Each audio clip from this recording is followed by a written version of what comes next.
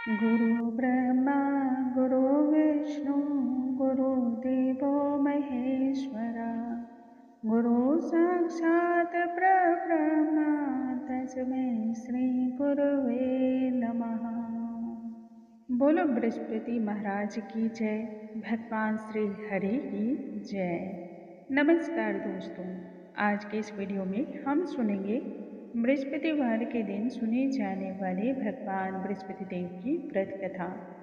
इस व्रत कथा को पढ़ने या फिर सुनने मात्र से ही स्त्री हो या फिर पुरुष सभी की मनोकामनाएं पूर्ण होती हैं, धन संपदा की प्राप्ति होती है, नेह संतान दंपति को संतान रत्न की प्राप्ति होती है, परिवार में सुख शांति एवं वैभव का वास होता है।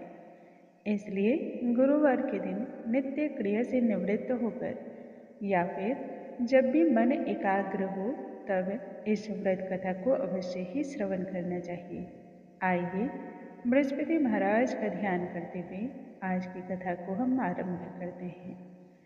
बोलो भगवान बृहस्पति देव की जय। प्राचीन समय की बात है, भारतवर्ष में एक राजा राज्य किया करता था। वह राजा बड़ा ही प्रतापी और दानी था। नित्य प्रतिदिन मंदिर में भगवत दर्शन करने जाता। वह ब्राह्मण और गुरु की सेवा किया करता था। उसके द्वार से कोई याचक निराश होकर नहीं लौटता। वह प्रत्येक गुरुवार को व्रत रखता एवं पूजन करता। हर दिन गरीबों की सहायता करता था, परंतु ये सब बातें उसकी रानी को अच्छी न लगती। ना ही वह व्रत करती, ना ही किसी को एक पैसा भी दान में देती थी। वह राजा से भी ऐसा करने को मना किया करती थी। एक समय की बात है, राजा शिकार खेलने वन को गए हुए थे। घर पर उस समय रानी और दासी थी। ठीक उसी समय गुरु बृहस्पति देव साधु रूप धारण करके राजा के दरवाजे पर आए और भिक्षा मांगने लगे। रानी तब साधु महाराज से कहने लगी कि हे साधु महाराज, मैं तो ये संतान और पुण्य से तंग आ चुकी हूँ। इस कार्य के लिए तो मेरे पतिदेव ही बहुत है। अब आप ऐसी कृपा करें कि सारा धन नष्ट हो जावे तथा मैं आराम से जीवन यापन कर सकूं। साधु रूपी भगवान बृहस्पति देव तो कहने लगे कि हे देवी, तुम तो बड़े ही विचित्र हो। संतान और धन से तो कोई भी दुखी नहीं होता, इसको सभी चाहते हैं। पापी भी पुत्र और धन की इच्छा करता है। यदि तुम्हारे पास धन अधिक है तो भूखे मनुष्यों को भोजन कराओ, प्याऊ लगवाओ, ब्राह्मणों को दान दो, धर्मशाला बनवाओ, कुआं, तालाब, बाग, बगीचे और बावड़ी इत्यादि का निर्माण कराओ तथा निर्धनों की कुंवारी कन्याओं का विवाह कराओ। साथ ही यज्ञ आदि जैसे धार्मिक कार्य करो। इस प्रकार के कर्मों को करने से आपके कुल का और आपका नाम प्रलोक में सार्थक होगा एवं स्वर्ग की प्राप्ति होगी। परंतु रानी साधु महाराज की इन बातों से प्रसन्न हुई और कहा, हे साधु महाराज, मुझे ऐसे धन की कोई आवश्यकता नहीं जिसको मैं अन्य लोगों को दान दूं और जिसको रखने संभालने में ही मेरा सारा समय नष्ट हो जावे। साधु ने तब कहा कि हे देवी, यदि तुम्हारी ऐसी इच्छा है तो मैं तुम्हें जैसा बतलाता हूँ वैसा ही करना।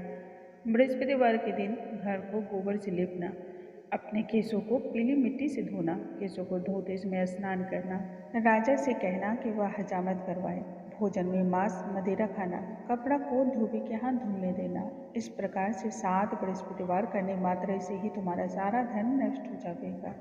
यह कहकर के साधु महाराज रूपी भगवान बृहस्पति देव अंतर ध्यान हो गए। रानी ने साधु के कहे अनुसार 7 बृहस्पतिवार तक वैसा ही करने का विचार किया।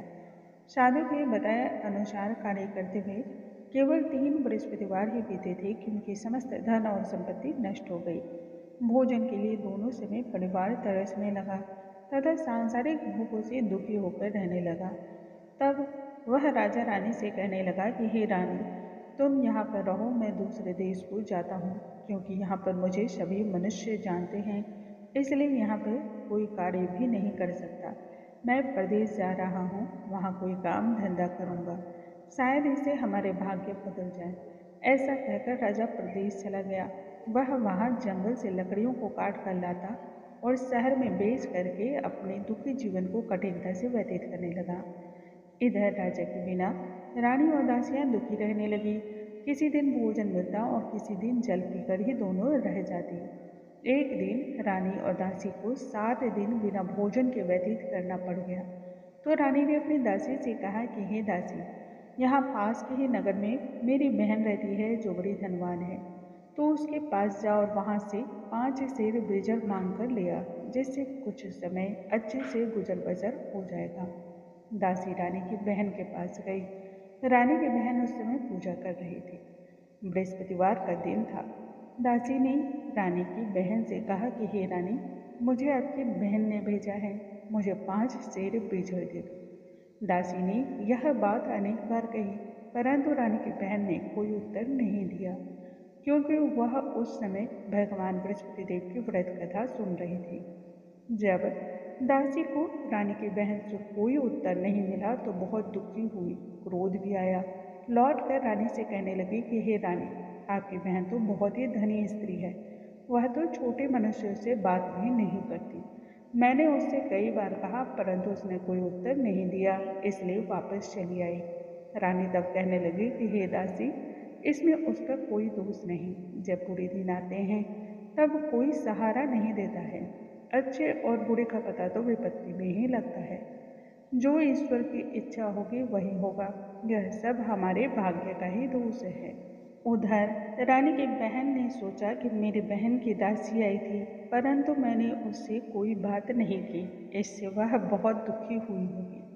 अतः कथा को सुनकर के भगवान बृहस्पति देव का पूजन समाप्त करके वह अपनी बहन के घर गई और कहने लगी कि हे बहन, मैं बृहस्पतिवार का व्रत कर रही थी, तुम्हारी दासी हमारे घर गई थी, परंतु जब तक कथा होती है तब तक हम लोग ना तो उठते हैं और ना ही बोलते हैं, इसलिए मैं कुछ न बोली।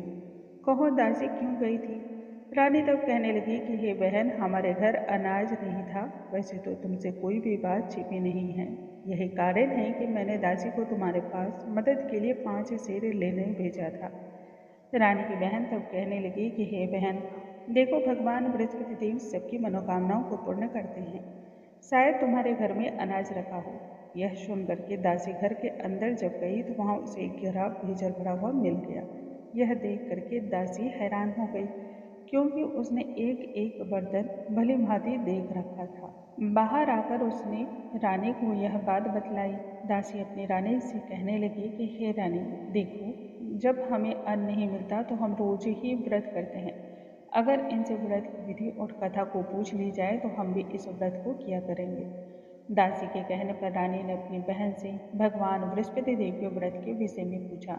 तब उसकी बहन ने बतलाया कि हे रानी बहन, बृहस्पतिवार के दिन सूर्योदय से पूर्व उठकर ही स्नान इत्यादि करके भगवान बृहस्पति देव का व्रत करना चाहिए, लेकिन उस दिन अपने केशों को नहीं धोना चाहिए। इस व्रत में चने की दाल, मुनक्का से गुड़ जल को लोटे में डाल करके भगवान बृहस्पति देव का तथा केले के वृक्ष की जड़ का पूजन करें और दीपक जलाएं। उस दिन एक ही समय का भोजन करें और भोजन पीले खाद्य पदार्थ का करें, कथा सुने। इस प्रकार करने मात्र से ही गुरु भगवान प्रसन्न होकर के अन्न, पुत्र, धन देते हैं, मनोकामनाओं को पूर्ण करते हैं। व्रत तथा पूजन की विधि बता करके रानी की बहन अपने घर लौट गई। रानी और दासी दोनों ने उसी क्षण निश्चय किया कि भगवान बृहस्पति देव का व्रत और पूजन वह अवश्य ही करेंगे। 7 दिन बाद जब गुरुवार का दिन आया तो उन्होंने व्रत रखा। घुड़साल में जा करके चना एवं गुड़ बीन कर ले आई। उसकी दाल से केले के वृक्ष की जड़ तथा भगवान बृहस्पति देव का व्रत पूजन किया, परंतु अब पीला भोजन कहाँ से आवे। दोनों बड़ी दुखी हुई, परंतु उन्होंने व्रत किया था जिससे भगवान बृहस्पति देव प्रसन्न थे। एक साधारण व्यक्ति के रूप में वे 2 थालों में सुंदर पीला भोजन लेकर आए। दासी को देते हुए कहने लगे कि हे दासी, यह भोजन तुम्हारे और रानी के लिए है, तुम दोनों ही इस भोजन को करना। दासी भोजन पाकर बड़ी प्रसन्न हुई और रानी से कहने लगी कि हे रानी जी, चलो भोजन को कर लेते हैं। रानी को भोजन के आने के विषय में कुछ न पता था, इसलिए वह दासी से कहने लगी कि जा तू ही भोजन को कर ले, क्योंकि तू व्यर्थ में हमारी हंसी उड़ाती है।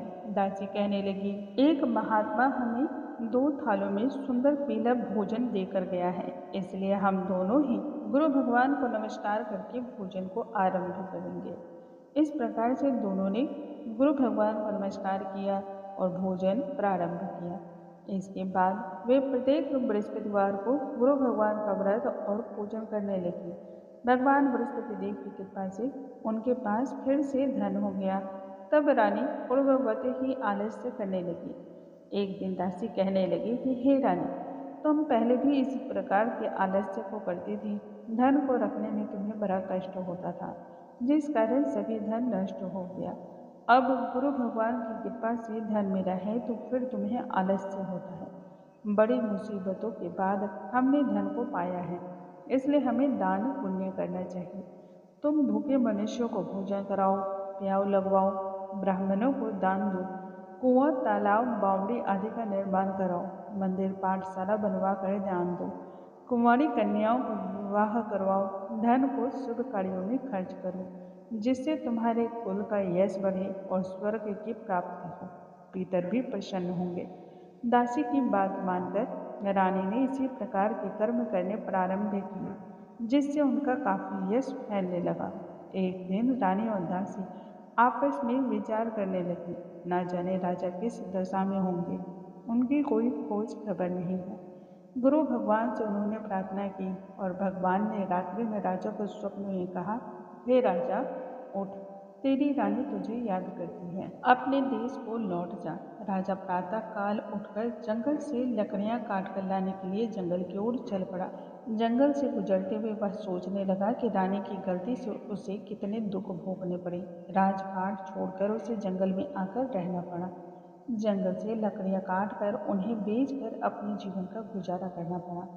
ठीक उसी समय जंगल में भगवान बृहस्पति देव एक साधु के रूप में प्रकट हो गए और राजा के पास आकर कहने लगे कि हे लकहारी, तुम इस सुनसान जंगल में किस चिंता में बैठे हो, मुझे बतलाओ। यह सुन राजा के नेत्रों में जल भर आया। साधु भी वंदना करते हुए कहने लगा कि हे प्रभु, आप तो अंतर्यामी हैं। इतना कह करके राजा ने साधु को अपनी संपूर्ण कहानी सुना दी। महात्मा दयालु होते हैं। वे राजा से कहने लगे कि हे राजा, तुम्हारी पत्नी ने भगवान बृहस्पति देव के प्रति अपराध किया था, जिस कारण तुम्हारी यह दशा हुई। अब तुम किसी भी प्रकार की चिंता मत करो, भगवान तुम्हें पहले से अधिक धन देंगे। देखो, तुम्हारी पत्नी ने बृहस्पतिवार का व्रत प्रारंभ कर दिया है। अब तुम भी भगवान बृहस्पति देव का व्रत करो। चने की दाल, गुड़, जल को लोटे में डाल करके केले के वृक्ष की पूजा तथा भगवान बृहस्पति देव की पूजा करो। व्रत कथा सुनो, भगवान तुम्हारी सभी कामनाओं को पूर्ण करेंगे। साधु को प्रसाद देकर राजा कहने लगा कि हे प्रभु, मुझे लकड़ी बेचकर इतना पैसा नहीं बच पाता जिससे भोजन करने के उपरांत कुछ बचा सकूं। मैंने रात्रि में रानी को व्याकुल देखा है। मेरे पास कोई साधन नहीं जिससे समाचार जान सकूं। फिर मैं भगवान बृहस्पति देव की क्या कहानी कहूँ, मुझको तो वह भी मालूम नहीं है। साधु ने तब कहा कि हे राजा, तुम किसी बात की चिंता मत करो। बृहस्पतिवार के दिन तुम रोजाना की तरह लकड़ियां लेकर के शहर में जाओ। उस दिन तुम्हें रोज से दुगने धन की प्राप्ति होगी, जिससे तुम भली भांति भोजन भी कर लोगे और भगवान बृहस्पति देव की पूजा का सामान भी आ जाएगा। जहाँ तक कथा की बात है तो कथा इस प्रकार से है। बोलो भगवान बृहस्पति देव की जय। प्राचीन काल की बात है। एक बहुत ही निर्धन ब्राह्मण रहा करता था। उसके कोई संतान न थी। वह नित्य पूजा पाठ करता, परंतु उसकी स्त्री बहुत ही मलिनता के साथ रहती। ना तो वह स्नान करती, ना ही किसी देवता की पूजन आराधना ही करती। ब्राह्मण देवता बड़े दुखी रहा करते थे। पत्नी को बहुत समझाते, परंतु उसका कोई परिणाम न निकलता। भगवान की कृपा से ब्राह्मण की स्त्री को कन्या रत्न उत्पन्न हुई। वह कन्या अपने पिता के घर में वृद्धि को प्राप्त होने लगी। वह बालिका प्रातः काल स्नान करके भगवान बृहस्पति देव का जप पूजन करती। बचपन से ही बृहस्पतिवार का व्रत भी रखने लगी थी। पूजा पाठ समाप्त करके जब पाठशाला जाती तो अपनी मुट्ठी में जौ भर कर ले जाती, जिसे पाठशाला जाने के मार्ग में डाल दी जाती थी। वही जौ स्वर्ण के हो जाते तो लौटते समय उन्हें बीन कर घर ले जाती थी। एक दिन वह बालिका शोक में उन सोने के जौ को फटक कर साफ कर रही थी। तभी उसकी माँ ने देख लिया और कहा, हे बेटी, सोने के जौ को फटकने के लिए सोने का सूप होना चाहिए। दूसरे दिन गुरुवार था। कन्या ने व्रत रखा और भगवान बृहस्पति देव से प्रार्थना करते हुए कहा कि हे प्रभु, यदि मैंने सच्चे मन से आपकी पूजा की हो तो मुझे सोने का सूप दे दो। बृहस्पति देव ने कन्या की प्रार्थना को स्वीकार कर लिया। प्रतिदिन की तरह वह कन्या जौ फैलाती हुई जब पाठशाला चली गई और लौट कर जौ को बीन रही थी तो भगवान बृहस्पति देव की कृपा से उसे सोने का सूप मिला। उसे वह घर ले आई और उससे जौ को साफ करने लगी, परंतु उसकी माँ का तो वही ढंग रहा। एक दिन के बाद वह कन्या सोने के सूप में जौ को फटक कर साफ कर रही थी। तभी उस नगर का राजकुमार वहां से होकर निकला। कन्या के रूप और सोने के सूप में जौ को साफ करते हुए देख करके वह कन्या पर मोहित हो गया। राजमहल आकर के वह भोजन तथा जल त्याग कर उदास होकर लेट गया। राजा को जब राजकुमार के द्वारा अन्न जल त्यागने का समाचार ज्ञात हुआ तो अपने मंत्रियों के साथ वह अपने पुत्र के पास गए और कहने लगे कि हे बेटा, तुम्हें किस बात का कष्ट है? किसी ने अपमान किया है अथवा कोई अन्य कारण है, सो मुझे बतलाओ। मैं वही कार्य करूंगा जिससे तुम्हें प्रसन्नता की प्राप्ति हो। राजकुमार ने पिता की बातें को सुनते हुए कहा कि हे पिताजी, मुझे आपकी कृपा से किसी बात का दुख नहीं है। किसी ने मेरा अपमान नहीं किया है, परंतु मैं उस लड़के के साथ विवाह करना चाहता हूँ जो सोने के सूप में जौ को साफ कर रही थी। सुनते ही राजा आश्चर्य में पड़ गया और कहने लगा कि हे बेटा, इस तरह की कन्या का पता तो तुम ही लगाओ। मैं उसके साथ तुम्हारा विवाह अवश्य ही करवा दूंगा। राजकुमार ने राजा को उस लड़की के घर का पता बतलाया। मंत्री उस लड़की के घर गया और राजा का आदेश ब्राह्मण को कह सुनाया। कुछ ही दिनों के बाद ब्राह्मण की कन्या का विवाह राजकुमार के साथ संपन्न हो गया। कन्या के घर से जाते ही उस ब्राह्मण देवता के घर में पहले की भांति ही गरीबी का निवास हो गया। अब तो भोजन के लिए अन्न भी बड़ी मुश्किल से मिलता था। एक दिन दुखी होकर ब्राह्मण देवता अपनी पुत्री के पास मिलने गया तो बेटी ने पिता की दुख भरी अवस्था को देखा और माँ का समाचार पूछा। ब्राह्मण ने तब सभी हाल कह सुनाया। कन्या ने बहुत सारा धन देकर के अपने पिता को विदा कर दिया। इस तरह से ब्राह्मण का कुछ समय सुखपूर्वक व्यतीत हो गया, लेकिन कुछ दिनों के बाद फिर वही हाल हो गया। ब्राह्मण फिर अपनी कन्या के यहाँ गया और सभी हाल कहा तो पुत्री कहने लगी कि हे पिताजी, आप माता जी को यहाँ लेवा लाओ। मैं उन्हें वह विधि बतला दूंगी जिससे गरीबी सदा के लिए दूर हो जावे। ब्राह्मण देवता अपनी स्त्री को साथ लेकर पुत्र के पास राजमहल पहुंचे तो पुत्री माँ को समझाने लगी कि हे माँ, तुम प्रातः काल उठते ही सर्वप्रथम स्नान आदि करके भगवान विष्णु का व्रत एवं पूजन करो, जिससे सभी दरिद्रता दूर हो जाएगी। परंतु उसकी माँ ने एक भी बात का मान न रखा। वह प्रातः काल उठकर अपनी पुत्री का बचा जूठन खा लेती थी। एक दिन पुत्री को बहुत क्रोध आया। रात को कोठरी से सारा सामान निकाल करके उसमें अपनी माँ को बंद कर दिया। प्रातः काल उसमें से निकाला तथा स्नान आदि करा कर पूजा पाठ करवाया तो उसकी माँ की बुद्धि ठीक हो गई। इसके बाद वह नियम से पूजा पाठ और भगवान बृहस्पति देव का व्रत रखने लगी। व्रत के प्रभाव से माँ बहुत धनवान हो गई और भगवान बृहस्पति देवता के प्रभाव से ही स्वर्ग को प्राप्त हुई। वह ब्राह्मण भी सुखपूर्वक इस लोक के सभी सुखों को भोग करके अंत में स्वर्ग को प्राप्त हुए। यह कथा कह करके वह साधु महाराज वहाँ से अंतर ध्यान हो गए। धीरे धीरे समय व्यतीत होने पर फिर बृहस्पतिवार का दिन आया। राजा जंगल से लकड़ी काट कर किसी अन्य शहर में बेचने गया। उसे उस दिन अन्य दिनों से अधिक धन मिला। राजा ने चना गुड़ आदि लाकर बृहस्पतिवार का व्रत किया। उस दिन से उसके सभी क्लेश दूर हो गए। परंतु जब अगला गुरुवार का दिन आया तो वह बृहस्पतिवार का व्रत करना ही भूल गया, जिस कारण बृहस्पति महाराज नाराज हो गए। उस दिन उस नगर के राजा ने विशाल यज्ञ का आयोजन किया तथा अपने समस्त राज्य में यह घोषणा करवा दी तो कोई भी मनुष्य अपने घर में भोजन न बनावे तथा आग भी न जलावे। समस्त लोग मेरे यहाँ ही भोजन करने आवे। इस आज्ञा को जो न मानेगा उसको फांसी की सजा दी जाएगी। राजा की आज्ञा अनुसार राज्य के सभी वासी राजा के भोज में सम्मिलित हुए, लेकिन लकाहारा कुछ देर से पहुंचा, इसलिए राजा उसको अपने साथ महल में ले गए। जब राजा लकाहारे को भोजन करा रहे थे तो रानी की दृष्टि उस खूंटी पर पड़ी जिस पर उसका हार लटका हुआ था। वह हार उसे खूंटी पर लटका दिखाई नहीं दिया। रानी ने निश्चय कर लिया कि मेरा हार किसी लकाहारे ने चुरा लिया है। उसी समय सैनिकों को बुलवा कर उसे जेल में डलवा दिया। जब लकाहारा जेल खाने में पड़ गया तो दुखी होकर विचार करने लगा, न जाने कौन से पूर्व जन्म के कर्म से मुझे यह दुख प्राप्त हुआ है, और उसी साधु को याद करने लगा जो उसे जंगल में मिला था। तत्काल ही भगवान बृहस्पति देव साधु के रूप में प्रकट हो गए। उसकी दशा को देखकर कहने लगे कि अरे मूर्ख, तूने भगवान बृहस्पति देवता के व्रत की कथा नहीं कही, इसी कारण तुझे दुख प्राप्त हुआ है। अब चिंता मत कर, बृहस्पतिवार के दिन जेलखाने के दरवाजे पर 4 पैसे तुम्हें पड़े मिलेंगे। उनसे तो बृहस्पति देव की पूजा का सामान मंगवा करके पूजा करना और व्रत कथा सुनना, तेरे सभी कष्ट दूर हो जाएंगे। अगले बृहस्पतिवार उसे जेल के द्वार पर 4 पैसे मिले। राजा ने पूजा का सामान मंगवा करके पूजा की और व्रत कथा सुनी तथा प्रसाद का वितरण किया। उसी रात्रि को भगवान बृहस्पति देव ने उस नगर के राजा को स्वप्न में कहा कि हे राजा, तूने जिस आदमी को जेलखाने में बंद कर दिया है वह निर्दोष है और ताजा है, उसे छोड़ देना। रानी का हार उसी खूंटे पर लटका हुआ है।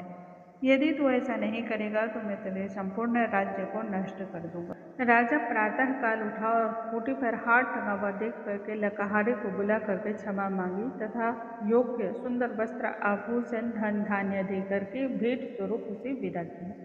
गुरुदेव की आज्ञा अनुसार राजा अपनी नगरी को चल पड़ा। राजा जब नगर के निकट पहुंचा तो बड़ा ही आश्चर्य हुआ। नगर में पहले से अधिक बाग, तालाब, कुएं तथा बहुत सारे धर्मशाला, मंदिर आदि बने हुए थे। राजा ने तब पूछा कि यह किसका बाग और धर्मशाला है। तब नगर के सभी लोग कहने लगे, यह सब रानी और दासी के द्वारा बनवाए गए हैं। राजा को आश्चर्य हुआ और गुस्सा भी आया। जब रानी ने खबर सुनी कि राजा आ रहे हैं तो उसने अपनी दासी से कहा कि हे दासी, देख राजा हमें कितनी बुरी हालत में छोड़ गए थे। वह हमारी ऐसी हालत देखकर लौट न जाए, इसलिए तो दरवाजे पर खड़ी हो गई। रानी के आज्ञा अनुसार दासी दरवाजे पर खड़ी हो गई। जब राजा आए तो उन्हें अपने साथ महल में लिवा लाए। तब राजा ने क्रोध करते हुए अपनी तलवार निकाली और पूछने लगे, सच बतलाओ कि यह धन तुम्हें कैसे प्राप्त हुआ है। तब रानी ने कहा कि हे प्रभु, हमें यह सब धन भगवान बृहस्पति देव के व्रत के प्रभाव से ही प्राप्त हुआ है। राजा ने तब निश्चय किया कि 7 रोज बाद तो सभी भगवान बृहस्पति देव का व्रत पूजन करते हैं, परंतु मैं रोजाना दिन में 3 बार कथा कहूँगा और रोज ही व्रत को किया करूँगा। अब तो हर समय राजा के दुपट्टे में चने की दाल बंधी रहती तथा दिन में 3 बार कथा कहता। एक रोज राजा ने विचार किया कि चलो अपनी बहन के यहाँ से होकर आते हैं। इस तरह निश्चय करके राजा घोड़े पर सवार अपनी बहन के यहाँ चल पड़ा। मार्ग में उसने देखा कि कुछ आदमी एक मुर्दे को लिए जा रहे हैं। उन्हें रोककर राजा कहने लगा कि अरे भाइयों, मेरी बृहस्पतिवार की व्रत कथा सुन लो। वे बोले, लो हमारा तो आदमी मर गया है और इसको अपने कथा की पड़ी है। परंतु कुछ आदमी बोले, अच्छा कहो, हम तुम्हारी कथा भी सुनेंगे। राजा ने दान निकाली और कथा कहनी शुरू की। जब कथा आधी हुई तो मुर्दा हिलने लगा और जब कथा समाप्त हो गई तो राम राम करते वह मुर्दा खड़ा हो गया। राजा आगे बढ़ा, उसे चलते चलते शाम हो गई। आगे मार्ग में उसे एक किसान खेत में हल चलाता हुआ मिला। राजा उससे बोला, अरे भैया, तुम मेरी बृहस्पतिवार की व्रत कथा सुन लो। तब किसान कहने लगा, जब तक मैं तुम्हारी कथा सुनूंगा तब तक 4 हरैया जोत लूंगा। जा अपनी कथा किसी और को सुनाना। राजा आगे की ओर चल पड़ा। राजा के हटते ही बैल पछाड़ खाकर गिर पड़ी तथा किसान के पेट में बहुत जोरों से दर्द होने लगा। उसी समय किसान की माँ रोटी लेकर आई। उसने जब यह हाल देखा तो अपने पुत्र से सभी हाल पूछा। बेटे ने सभी बातें कह सुनाई। तब बुढ़िया दौड़ी दौड़ी घुड़सवार के पास गई और उससे कहने लगी कि मैं तुम्हारी कथा को सुनूंगी, परंतु तू अपनी कथा मेरे खेत पर ही चलकर कहना। राजा ने लौट कर बुढ़िया के खेत पर जाकर कथा कही, जिसको सुनते हुए बैल उठ खड़े हुए तथा किसान के पेट का दर्द भी बंद हो गया। राजा अपनी बहन के घर पहुंच गया। बहन ने भाई की खूब मेहमानी की। दूसरे रोज प्रातः काल राजा जगा तो यह देखने लगा कि सभी लोग भोजन कर रहे हैं। राजा ने अपनी बहन से तब कहा कि ऐसा कोई मनुष्य नहीं है जिसने भोजन ना किया हो जो मेरे बृहस्पतिवार के व्रत कथा सुन ले। तब बहन कहने लगी कि हे भैया, यह देश ऐसा ही है। यहाँ पहले लोग भोजन करते हैं, बाद में किसी अन्य कार्य को करते हैं। यदि कोई पड़ोस में हो तो मैं देख कर आती हूँ। ऐसा कहकर बहन देखने चली गई, परंतु उसे ऐसा कोई व्यक्ति नहीं मिला जिसने भोजन ना किया हो। वह एक कुम्हार के घर गई जिसका लड़का बीमार था। उसे मालूम हुआ कि उसके यहाँ 3 दिन से किसी ने भोजन नहीं किया है। रानी ने अपने भाई की कथा सुनने के लिए जब कुम्हार से कहा तो वह तैयार हो गया। राजा ने जाकर बृहस्पतिवार की व्रत कथा कही, जिसको सुनते ही उसका लड़का ठीक हो गया। अब तो राजा की खूब प्रशंसा होने लगी। एक दिन राजा ने अपनी बहन से कहा कि हे बहन, मैं अपने घर को जाऊंगा, तुम भी तैयार हो जाओ। राजा की बहन ने अपनी सास से भाई के साथ जाने की जब आज्ञा मांगी तो सास कहने लगी, चली जा, परंतु अपने लड़कों को साथ मत ले जाना, क्योंकि तेरे भाई की कोई संतान नहीं होती है। बहन ने तब अपने भाई से कहा कि हे भैया, मैं तो चलूंगी, परंतु कोई बालक नहीं जावेगा।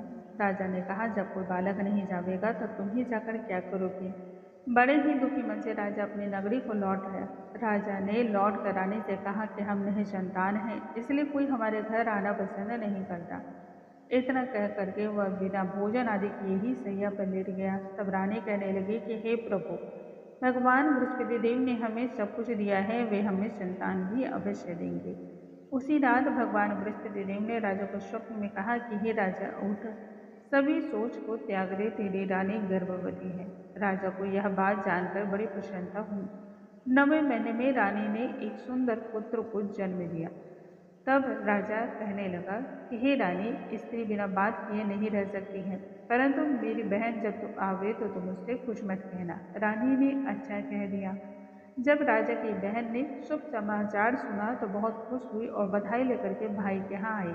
तभी रानी ने कहा, घोड़ा चढ़कर नहीं आई, गधा चढ़ी आई। राजा की बहन तब कहने लगी कि हे भाई, मैं इस प्रकार ना कहती तो तुम्हें औलाद कैसे मिलती। भगवान बृहस्पति देव ऐसे ही हैं, जिसके मन में जो कामनाएं रहती हैं सभी को पूर्ण करते हैं। जो सद्भावना पूर्वक भगवान बृहस्पति देव का व्रत करता है, पूजन करता है, कथा को पढ़ता अथवा सुनता है और दूसरों को सुनाता है, भगवान बृहस्पति देव उनकी सदैव ही रक्षा करते हैं और मनोकामनाओं को पूर्ण करते हैं। जो संसार में सद्भावना सच्चे हृदय से भगवान बृहस्पति देव का व्रत, पूजन और उनका गुणगान करते हैं, उनकी सभी मनोकामनाएं उसी प्रकार पूर्ण होती हैं जैसे रानी और राजा ने भगवान बृहस्पति देव का कथा और गुणगान किया था, तो उनकी सभी इच्छाएं भगवान बृहस्पति देव ने पूर्ण की थी। मनुष्य को हृदय से उनका मनन करते हुए जय जयकार बोलना चाहिए। बोलो भगवान बृहस्पति देव की जय, भगवान विष्णु की जय। दोस्तों, आज के इस वीडियो में हमने सुना भगवान बृहस्पति देव की व्रत कथा, जो प्रत्येक गुरुवार को सुननी चाहिए। कल के वीडियो में नई और अद्भुत कथाओं के साथ हम पुनः मिलेंगे। तब तक के लिए नमस्कार। हरे कृष्णा, राधे राधे।